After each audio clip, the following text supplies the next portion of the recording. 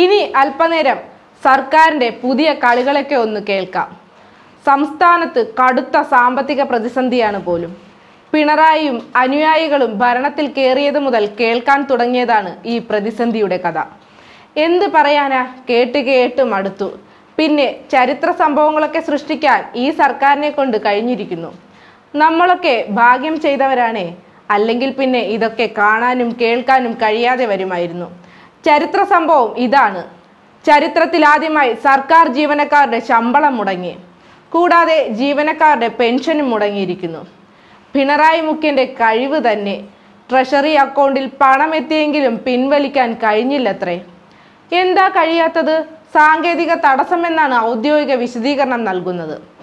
ഇനിയിപ്പോൾ അങ്ങനെയൊക്കെ പറഞ്ഞ് തടിയൂരാ. 5 ലക്ഷത്തോളം ജീവനക്കാരാണ് സംസ്ഥാനത്തുള്ളത്. ETSBയിൽ നിന്നും ബാങ്ക് അക്കൗണ്ട് വഴിയുള്ള വിതരണമാണ് തടസ്സപ്പെട്ടത്. ആദ്യ പ്രവൃത്തി ദിവസം ശമ്പളം ലഭിക്കേണ്ട ജീവനക്കാരിൽ മിക്കവാറും പേർക്ക് ശമ്പളം ലഭിച്ചില്ല. സാങ്കേതിക തകരാറാണ് കാരണമെന്ന് ട്രഷറി ഡയറക്ടർ അറിയിച്ചെന്നു. ഈ അറിയിപ്പൊക്കെ കേട്ടതും ശമ്പള വിതരണം വൈകിയതോടെ പ്രതിഷേധവുമായി സെക്രട്ടേറിയറ്റ് ആക്ഷൻ കൗൺസിൽ രംഗത്തെത്തിയിട്ടുണ്ട്. TSB അക്കൗണ്ടുള്ള ജീവനക്കാർക്കും പെൻഷൻകാർക്കും മാത്രമാണ് ശമ്പളവും പെൻഷനും ലഭിച്ചത്. ഇവരുടെ എണ്ണമാണെങ്കിൽ പരിമിതവുമാണ്.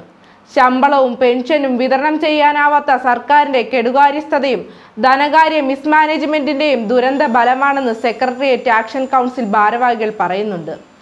ഇത് ഇപ്പോൾ പറയേണ്ടതല്ല, കുറച്ചുകാലം മുൻപ് പറയേണ്ടതാണ്. അതെങ്ങനെ ധൂർത്തിനും ആഡംബരത്തിനും നിർലോഭം പണം ചെലവഴിക്കുന്ന സർക്കാർ ശമ്പളവും പെൻഷനും നൽകാതെ ജീവനക്കാരെയും പെൻഷൻകാരെയും ശ്വാസം മുട്ടിക്കുകയാണെന്നും ഭാരവാഹികൾ അറിയിക്കുന്നത്. സർക്കാരിന്റെ ഭാഗത്തു നിന്നും ഇവർ ഇത്രയ്ക്കും പ്രതീക്ഷിച്ചു കാണില്ല. ഇനിയും പല ചരിത്ര സംഭവങ്ങൾക്ക് കേരളത്തിലെ ജനങ്ങൾ സാക്ഷിയാകേണ്ടി വരുമെന്നാണ് ചുരുക്കം.